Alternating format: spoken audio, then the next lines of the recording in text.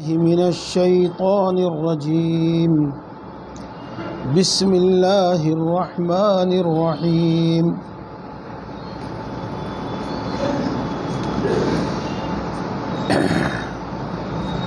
ولا تجادل عن الذین یختانون انفسهم ان اللہ لا يحب من کان خوانا اثیما صدق اللہ العظیم۔ گزشتہ ہفتے میں ان آیات کا شان نزول بتایا گیا تھا، وہ آپ کو یاد ہوگا۔ اس کا بہت ہی مختصر سا خلاصہ یہ ہے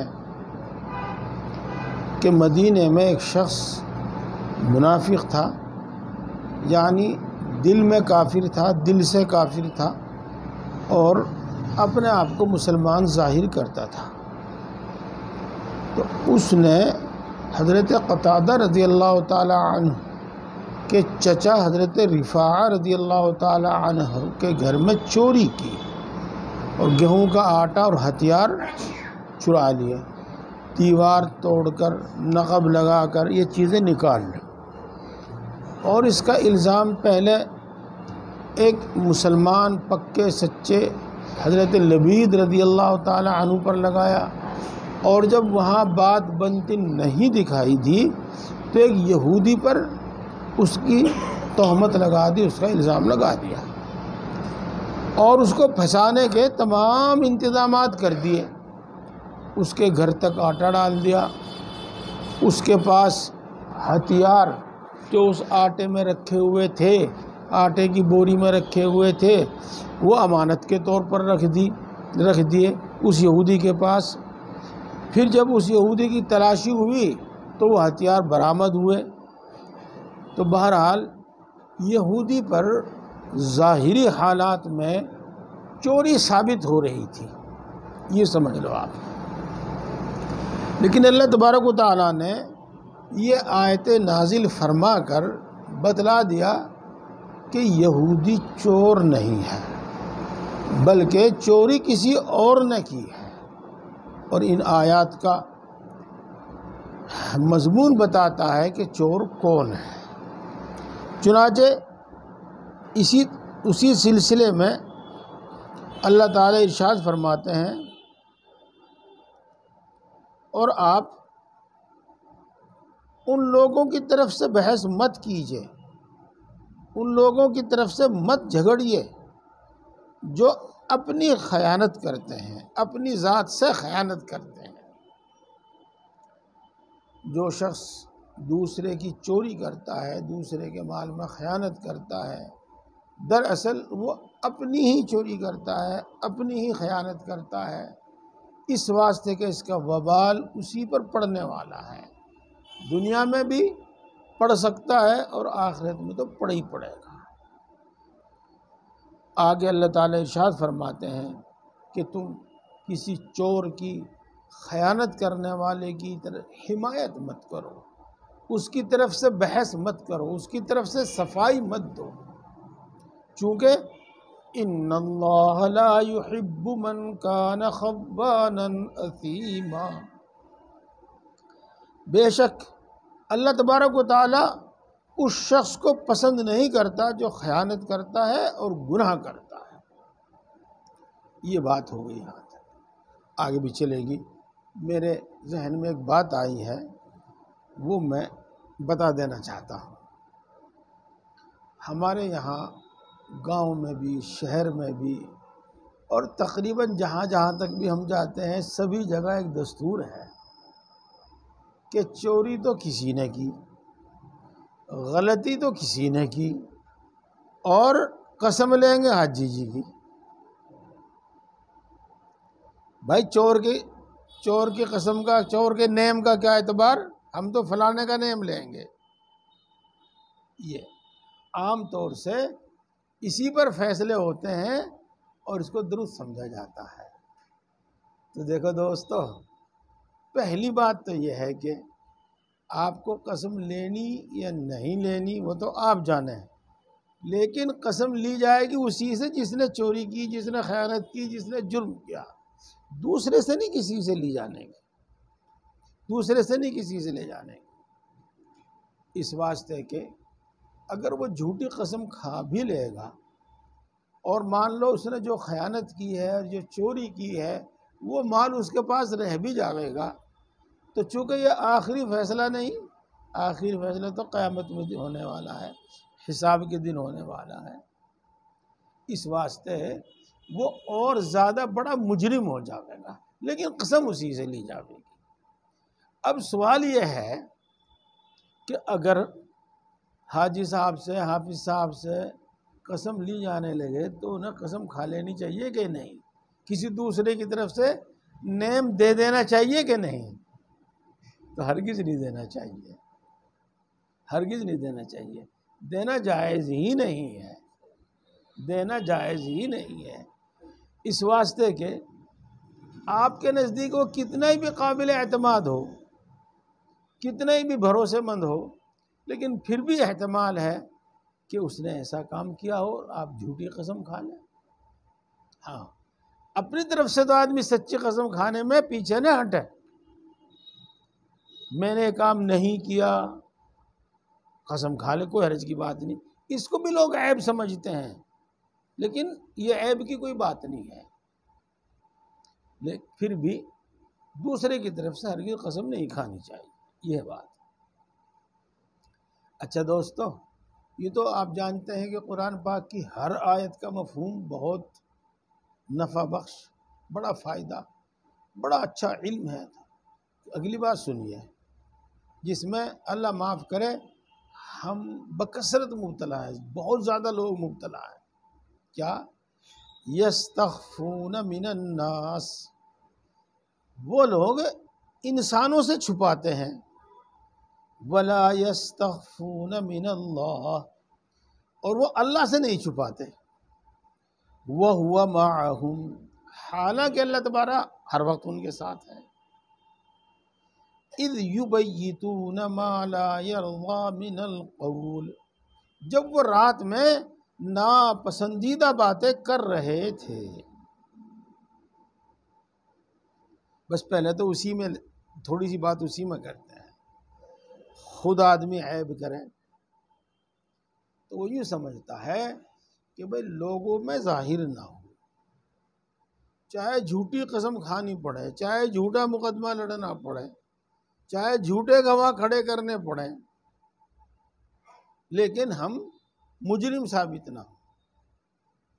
تو دوستو، اس بارے میں یہ سوچنا چاہیے کہ ہم نے کسی بھی طریقے سے قسم کھا کر تو، جھوٹے گواہ کھڑے کر کے تو، اپنی طاقت کے بلبوتے پر تو، کیسے بھی اگر لوگوں سے اپنا جرم، اپنا گناہ، اپنی چوری، اپنی خیانت چھپا ہی لی تو اللہ سے کیسے چھپاؤ گے؟ اصل حساب تو وہی ہونا ہے، اور اللہ تبارک و تعالیٰ ہر وقت ساتھ رہتا ہے، اسے تو ہر کھلی ڈھکی چھپی سب چیزوں کا پتہ ہے، اس سے تو کوئی بات چھپتی ہی نہیں۔ اللہ تبارک و تعالیٰ سے بات چھپانے کی تو بس ایک ہی صورت ہے کہ آدمی وہ جرم اور وہ برائی نہ کرے، اگر وہ جرم اور وہ برائی کرتا ہے تو وہ تو پھر اللہ پہ چھپی رہے گی نہیں۔ ہاں، یہ بات ہو گئی۔ اب اسی آیت شریفہ میں اللہ تبارک و تعالیٰ خاص طور سے جو بشیر تھا، اس کا جو خاندان تھا بنو بیرق، اس کو نصیحت کرتے ہیں، اور نصیحت اس کو کیا کرتے ہیں بلکہ قیامت تک کے تمام انسانوں کے واسطے نصیحت کرتے ہیں۔ کیا نصیحت ہے؟ کہ جب تم رات کو ناپسندیدہ باتیں کر رہے تھے اس وقت بھی اللہ تمہارے ساتھ تھا۔ وہ ناپسندیدہ کیا بات تھی؟ بھائی چوری تو خیر کر لی ہمارے آدمی نے، بشیر نے، لیکن اب یہ بتاؤ کیا کیا جاوے کہ چوری کے الزام سے بچ جاویں، ہم چوری کے الزام سے بچ جاویں تو کیا کریں گے؟ اب وہ کچھ مشورہ دیتا ہے، وہ کچھ مشورہ دیتا ہے، وہ کچھ مشورہ دیتا ہے، تو یہی ہے وہ ناپسندیدہ باتیں، خود کر کے دوسرے کے اوپر ڈالنا۔ یہ تو بہرحال ان باتوں میں نہ شریک ہونا چاہیے اور نہ ہی خود یہ کام کرنے چاہیے۔ دیکھو معاف کریے دوستو، کچھ باتیں ہیں جو سمجھانے کے واسطے کہہ دی جاتے ہیں، میں بھی کوئی ایسا متقی پرہیزگار آدمی نہیں، لیکن میں بار بار کہتا ہوں، تو میرے پہ تو اپنے گناہ نہیں جھیلنے جانے گے، میں اس کے کیوں لے لوں؟ اس کی حمایت کر کے گناہ میں اس کی طرف سے گواہی دے گئے، اس کی صفائی دے گئے، اس کے گناہ اپنے دل میں کیوں لے لوں؟ یہ ہے، کون لیتا ہے دوسرے گناہ اپنے دل میں؟ اگر میں کروں گا تو تو چھپائیے، اور تو کرے گا تو میں چھپاؤں گا۔ وَكَانَ اللَّهُ بِمَا يَعْمَلُونَ مُحِيطًا، اور تم جو بھی کرتے ہو اللہ تبارک و تعالیٰ اس سب کا احاطہ کیے ہوئے ہے، یعنی سب کچھ اس کے علم میں ہے۔ دوستو یہ چیزیں ہی گناہوں سے بچانے والی ہیں، یہ علم اور یہ باتیں یاد رکھنا اور موقع پہ یہ باتیں سوچنا، یہی گناہوں سے بچانے والی ہیں۔ اگلی بات بھی بہت دھیان سے سننے کی ہے، ساری باتیں بڑے دھیان سے سننے کی ہے، لیکن اگلی بات بھی بہت دھیان سے سننے کی ہے، ترجمے سے بات سمجھ میں آ جائے گی۔ اے لوگو، تم دنیاوی زندگی میں اس کی طرف سے صفائی دے رہے ہو، تو قیامت کے دن اللہ کے سامنے کون اس کی صفائی دے گا؟ کون صفائی دے گا؟ اَمَّن يَكُونُ عَلَيْهِمْ وَكِيلًا، یا اللہ کے قیامت کے دن اللہ کے سامنے اس کی طرف سے کون وکیل بن کر آئے گا؟ وکیل بھی صفائی دیتا ہے، کون صفائی دے گا؟ یہ دنیا میں تو تم اس کی طرف سے جھگڑ رہے ہو، اس کی صفائی دے رہے ہو، لیکن اللہ کے یہاں تو چلے گی نہیں بات۔ کیوں نہیں چلنے کی؟ اس واسطے کہ جن ہاتھوں سے چوری کی ہے وہی گواہی دے دیں گے، جن پاؤں سے چل کر گیا ہے وہی گواہی دے دیں گے۔ اب پھر وہاں وہ خود اقرار کر لیں گے کہ ہاں ہمارے ہاتھوں سے ہم سے چوری کی ہے، ہم سے چل کر گیا تھا وہاں سے۔ وقت گواہی دے دے گا، جگہ گواہی دے دے گی، سب کچھ گواہی دے دے گا، وہ تو ہمارے ہاتھ پاؤں گواہی دے دیں گے۔ تو وہاں تو بات چلنے والی ہے ہی نہیں، وہاں کون صفائی دے گا؟ کون اس کے لیے حمایتی بن کر اس کی طرف سے اس کا کام بنانے والا بن کر کون آئے گا؟ اب اس کے بعد اگلی بات بھی سننے کی ہے میرے بھائیوں، وَمَن يَعْمَلْ سُوءًا أَوْ يَظْلِمْ نَفْسَهُ ثُمَّ يَسْتَغْفِرِ اللَّهَ يَجِدِ اللَّهَ غَفُورًا رَحِيمًا، جس شخص نے کوئی بھی برا کام کیا یا اس نے اپنے اوپر ظلم کیا ہو، کوئی بہت بڑا گناہ کر لیا،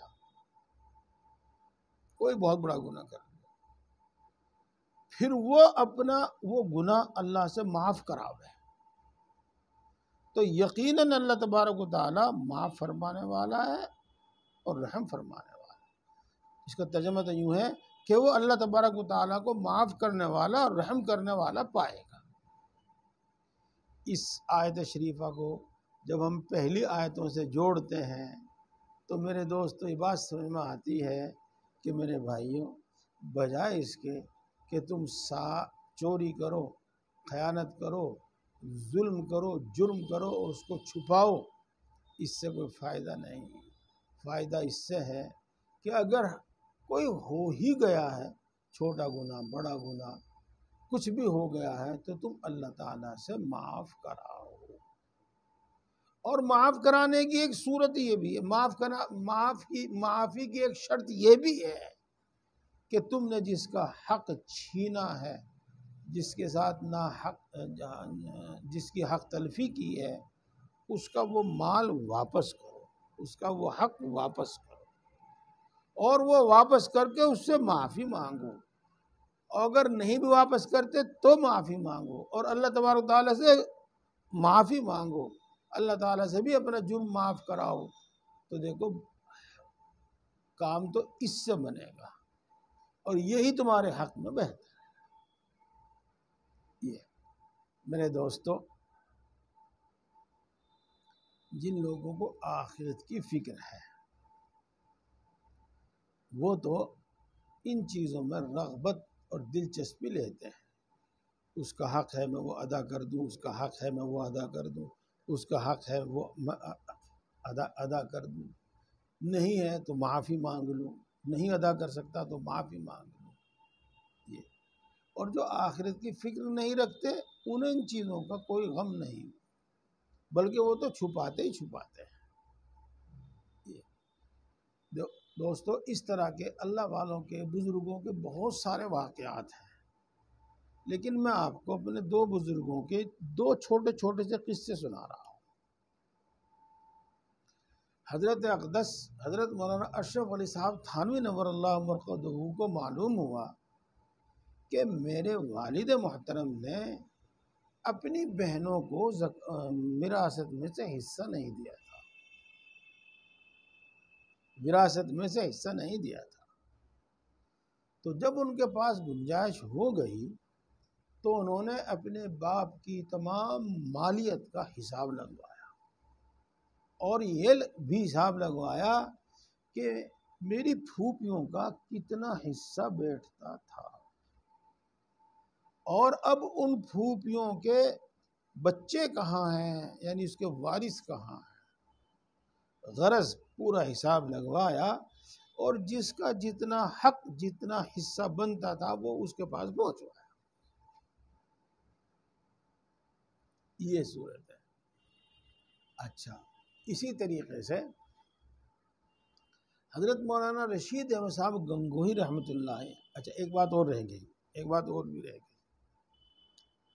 حضرت تھانوی رحمۃ اللہ علیہ نے اپنی خانقاہ میں بھی، اپنی مسجد میں بھی ایک اعلان لٹکوایا، اور تھانے باون کی اور دوسری مسجدوں میں بھی ایک اعلان لٹکوایا۔ کیا اعلان تھا؟ اگر کسی کا میرے ذمے کوئی مالی حق ہو تو وہ یاد دلا کر لے لے، اور اگر کسی کا میرے ذمے کوئی غیر مالی حق ہو، مثلا کسی کو دھمکا دیا، کسی کو مار دیا وغیرہ، کوئی غیر مالی حق ہو تو وہ یا بدلہ لے لے یا معاف کر دے۔ یہ دیکھو۔ اور دوستو، جب بات آئی گئی ہے تھوڑی سی بڑی بھی ہو جاوے گی، اور یہ رسول اللہ صلی اللہ علیہ وسلم کی سنت بھی ہے۔ آپ نے بھی حجۃ الوداع میں اسی طرح کا اعلان فرمایا تھا، اور ایک صحابی کھڑے ہو گئے، انہوں نے کہا جی ہاں میں بدلہ لوں گا، آپ نے میری کمر پر کوڑا مارا تھا اور ناحق مارا تھا اور میں بدلہ لوں گا۔ تو رسول اللہ صلی اللہ علیہ وسلم نے کہہ دیا کہ آ جا، اور اپنی کمر پیش کر دی۔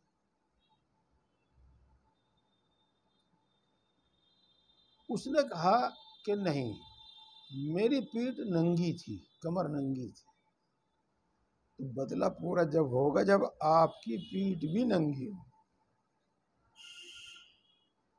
تو رسول اللہ صلی اللہ علیہ وسلم نے اپنی کمر پہ سے چادر اتار دی۔ اب وہ صحابی آپ صلی اللہ علیہ وسلم کی کمر سے چمٹ گئے، اور مہر نبوت تھی یہاں پر، یہ ایک ابھرا ہوا سا گوشت تھا کبوتر کے انڈے کے برابر، وہ علامت اس بات کی تھی کہ یہ آخری نبی ہیں، اور یہ مہر لگ گئی اللہ کی طرف سے، اب کوئی دوسرا نبی نہیں آئے گا۔ وہ چوم لی، اور انہوں نے پھر بتایا کہ میں نے اس لیے ایسا کیا کہ جس شخص کا جسم رسول اللہ صلی اللہ علیہ وسلم کے جسم سے مل جاوے گا، چھو جاوے گا، رگڑ جاوے گا، وہ جہنم میں نہیں جائے گا، تو یہ میں نے اس لیے کیا۔ لیکن بہرحال ان صحابی کا جذبہ اپنی جگہ اور رسول اللہ صلی اللہ علیہ وسلم کا عمل اپنی جگہ۔ جی ہاں، اسی طرح حضرت مولانا رشید احمد صاحب گنگوئی رحمۃ اللہ علیہ کے بارے میں پڑھا ہے ہم نے، سنا بھی ہے، اور سنا کہاں، بس حضرت مولانا مسیح اللہ خان صاحب کے یہاں سنا۔ ان کے والد محترم میں کوئی زیادہ احتیاط نہیں تھی، اور اس زمانے میں عام تھا رہن رکھنا، مکان، دکان، زمین وغیرہ رہن رکھنا، اور اس کی شکل یہ ہوتی تھی، مثلا 10,000 روپے قرض لے لیا اور اپنا مکان یا دکان یا زمین اس کے حوالے کر دی، جب یہ 10,000 روپے دے گا تو زمین واپس لے لے گا، مکان دکان جو بھی کچھ ہے واپس لے لے گا، اور اس وقت تک اس زمین سے جو آمدنی ہوگی جس نے قرض دیا ہے وہ رکھے گا، اس کو، اس مکان سے دکان سے وہ فائدہ اٹھاوے گا۔ اکثر و بیشتر ایسا ہی ہوتا تھا کہ جس بیچارے نے آج 10,000 روپے قرض لیے ہیں اپنی زمین گروی رکھ کے، تو اب وہ کہاں سے آئیں گے اس پہ پھر، اور کہ وہ یہ پیسے بھی چھڑا لے گا، یہ پیسے دے کے اپنی زمین چھڑا لے گا، تو اکثر وہ اسی پر رہ جاتی تھی۔ تو یہ رہن رکھنا ناجائز ہے، اس طرح سے جس طرح کی میں بات کر رہا ہوں، اس طرح سے جو مکان دکان زمین رہن رکھا اس سے فائدہ اٹھانا جائز نہیں۔ مکان بند تو پڑا رہے لیکن اس میں رہ نہیں سکتا، دکان بند تو پڑی رہے لیکن اس میں رہ نہیں سکتا، زمین بنجر تو پڑی رہے لیکن اس کی آمدنی نہیں کھا سکتا، اور مان لو اگر وہ اس میں کچھ بوے گا کھاوے گا اس میں تو جتنا اس میں سے نفع ہوگا اتنا اس کے سے قرض میں سے کم ہو جائے گا۔ اس سال اس نے آمدنی کی اپنی، اور آمدنی میں مان لو تھوڑی دیر کے لیے خرچ کاٹ کے 2,000 روپے بچے، تو اب 10,000 میں سے 2,000 کم ہو گئے، 8 باقی رہے اس کے پاس۔ پتہ نہیں بات سمجھ میں آئی کہ نہیں آئی؟ ہاں، اسی طریقے سے سمجھ میں نہیں آئی۔ مثال کے طور پر یہ مکان ہے، یہ 3,000 روپے کرایہ مہینہ کرایہ پہ جاتا ہے، اگر وہ اس سے فائدہ اٹھاوے گا تو 3,000 روپے مہینہ کا کرایہ دے گا اور اس کے قرض میں سے کم ہو جائے گا، یہ ہے۔ لیکن وہ فائدہ بھی اٹھاتے رہتے تھے اور مکان بھی ہضم کر لیتے تھے، دکان بھی ہضم کر لیتے تھے، زمین بھی ہضم کر لیتے تھے، اور نہ معلوم کتنا ہوتا تھا۔ تقریباً پیسے والے بہت لوگ ایسا کرتے تھے۔ تو جب حضرت مولانا رشید احمد صاحب گنگوئی رحمۃ اللہ علیہ جوان ہوئے، ان کے والد صاحب کا انتقال ہو گیا، وہ جوان ہوئے اور ان کو معلوم ہوا کہ میرے پاس فلاں مکان یہ رہن کا ہے، یہ دکان رہن کی ہے، یہ زمین رہن کی ہے، تو آپ نے معلومات کی، زمانہ گزر گیا ہوگا، پتہ نہیں کسی نے قرض رکھا تھا، لیا تھا، کسی نے رہن رکھا تھا، معلومات کی کہ بھئی یہ زمین کس کی رہن رکھی ہوئی ہے، یہ مکان کس کا رہن رکھا ہوا ہے، تو ہر ایک کے مالک کو بلایا اور اس کو بتایا کہ بھئی تیرے باپ پہ تیرے دادا پہ ہمارے 100 روپے قرض ہیں اور یہ زمین تمہاری ہے، 100 روپے مجھے دے دو اور یہ اپنی زمین لے لو۔ تو جو چیز بھی رہن کی تھی وہ سب واپس کر دی، حالانکہ ان کے والد صاحب کے نام آ چکی تھی، حالانکہ وہ وراثت میں تقسیم ہو چکی تھی، لیکن انہوں نے سب واپس کر دی۔ یہ ہے۔ تو یہاں اللہ تبارک و تعالیٰ یہی فرما رہے ہیں، تم بھی کسی کا ساتھ اس میں دو کہ اس کو یہاں کی سزا سے بچا لو، اس سے بہتر یہ ہے کہ اس کا ساتھ اس میں دو کہ بھائی جس طرح کا بھی ہے یہاں کا معاملہ صاف کر لے اور توبہ کر، آئندہ مت کرنا، ہم تیری مدد تجھے بچانے میں نہیں کر سکتے، ہاں تیرا معاملہ صاف کرانے میں کر سکتے ہیں، تو نے چوری کی ہے بھائی تو ان کے پیسے واپس کر، بس ہم تیری اتنی مدد کر سکتے ہیں کہ یہ پٹنے چھتنے نہیں دے دیں گے۔ ہاں، یہ آگے اللہ تعالیٰ ارشاد فرماتے ہیں وَمَن يَكْسِبْ إِثْمًا فَإِنَّمَا يَكْسِبُهُ عَلَى نَفْسِهِ۔ سنو میرے بھائی، دھیان سے سن لو، اور جو شخص کوئی بھی گناہ کرتا ہے اس گناہ کا وبال اسی کے ذمہ ہوتا ہے۔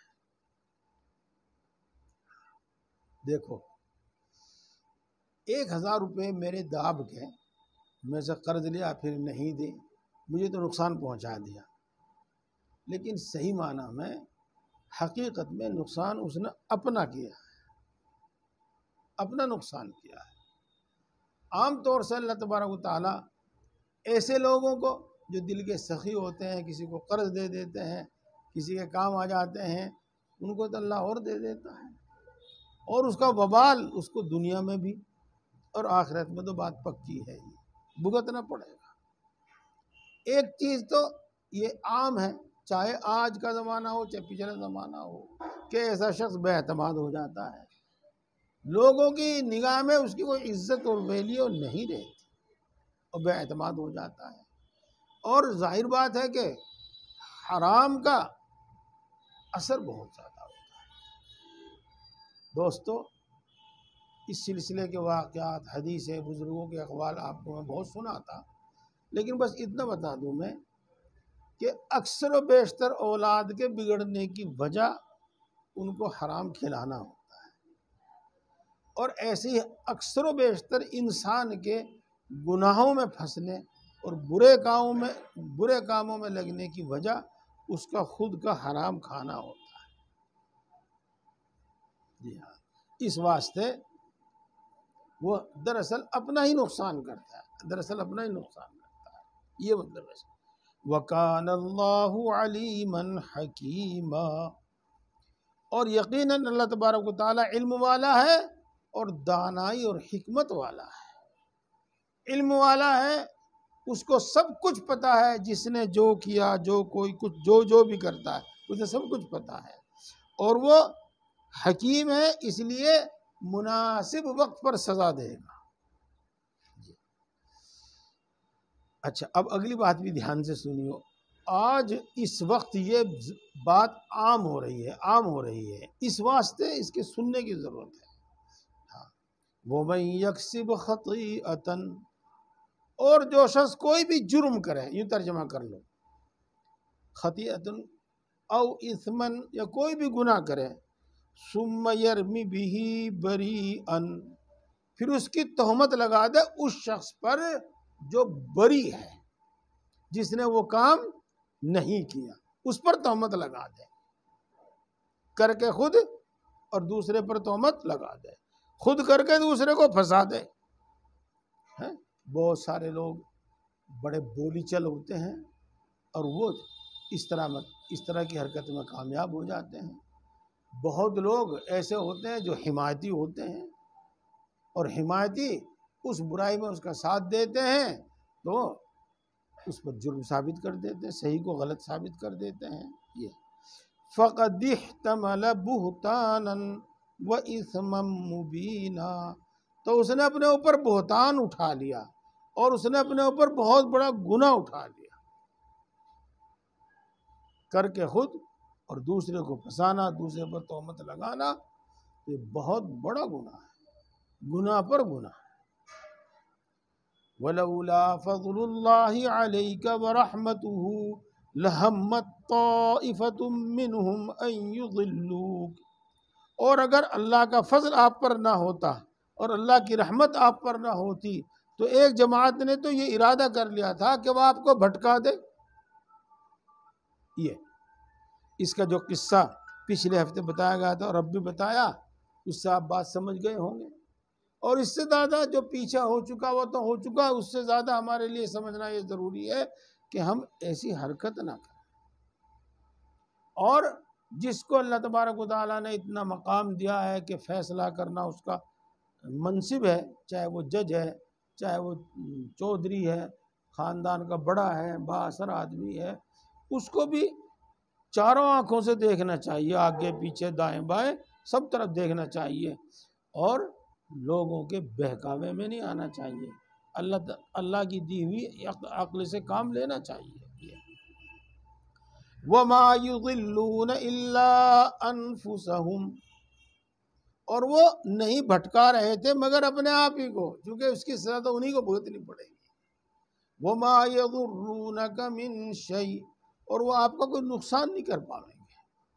وانزل اللہ علیک الکتاب والحکمہ، اور اللہ تبارک و تعالیٰ نے آپ پر کتاب نازل فرمائی اور حکمت اور دانائی کی باتیں نازل فرمائی۔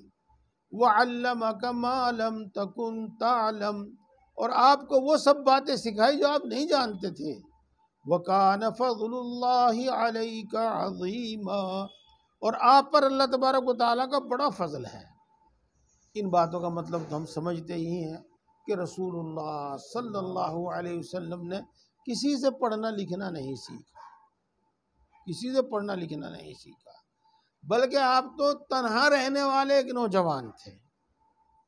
اب اللہ تبارک و تعالیٰ نے وحی کا سلسلہ آپ پر شروع کیا، کچھ باتیں قرآن کی شکل میں جن کو کہتے ہیں صاف صاف نازل ہونے والی وحی، وحی جلی آپ کو عطا فرمائی، اور کچھ آپ کے دل میں اچھائی، اچھی باتیں، سمجھداری کی باتیں آپ کے دل میں ڈالی، اور آپ نے پھر وہ اپنے الفاظ میں بیان فرمائی۔ یہی ہے اس میں تھوڑی سی بات ہے، ترجمہ کر دوں میں اس میں۔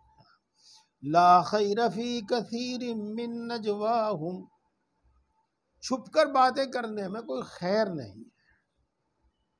چھپ کر عام طور سے غلط منصوبے بنائے جاتے ہیں، غلط مشورے کیے جاتے ہیں، عام طور سے کسی کو نقصان پہنچانے کے مشورے کیے جاتے ہیں۔ اگر چھپ کر مشورہ، کسی کو نقصان پہنچانے کا مشورہ نہیں ہے تو وہ تو چوڑے میں ہوئے گا۔ ہاں، اکثر ویسا ہی ہوتا ہے۔ ہاں، کچھ باتیں ایسی بھی ہوتی ہیں کہ انتظامی طور پر مصلحت اور حکمت کے طور پر چھپ کر مشورہ کیا جاتا ہے تو وہ سن لو۔ الا من امر بصدقۃ، ہاں اگر چھپ کر مشورہ کیا جاوے تو پھر وہ برا نہیں ہے جس میں کسی کو اللہ کی راہ میں خرچ کرنے کا حکم دے، کسی کو اللہ کی راہ میں خرچ کرنے کی ترغیب دے، یعنی بھلا مشورہ کرے، لیکن مصلحت ہو اس کو چھپ کر کرنا۔ او معروف، یا کسی شخص کو بھلائی کا حکم دے اور بھلائی کی ترغیب دے۔ مثال کے طور پر کسی شخص کو دیکھا کہ وہ برائی میں مبتلا ہے تو اس کو تنہائی میں بلا کر اس کو سمجھایا، بتلایا، ایک نے بتلایا یا 4-6 نے بتلایا، یہ۔ او اصلاح بین الناس، یا لوگوں کے درمیان صلح کرانے کا حکم دے، یعنی صلح کرانے کا مشورہ کرے۔ تو عام طور سے خفیہ مشورے تو غلط ہی ہوتے ہیں، ان میں خیر نہیں ہوتی، لیکن بہرحال اگر خفیہ مشورہ بھی کیا جاوے تو وہ بھی کسی بھلے کام کے واسطے ہی کیا جاوے، جیسے کہ صدقے کی تاکید کرنا، نیک کام کرنے کی تاکید کرنا، لڑنے والوں کے درمیان صلح کر دینا۔ اب اگلی بات سنو، وَمَن يَفْعَلْ ذَلِكَ ابْتِغَاءَ مَرْضَاتِ اللَّهِ، اور جو شخص یہ کام کرے گا، کون سا کام؟ جن میں جھگڑا ہے ان میں صلح کرا دے گا۔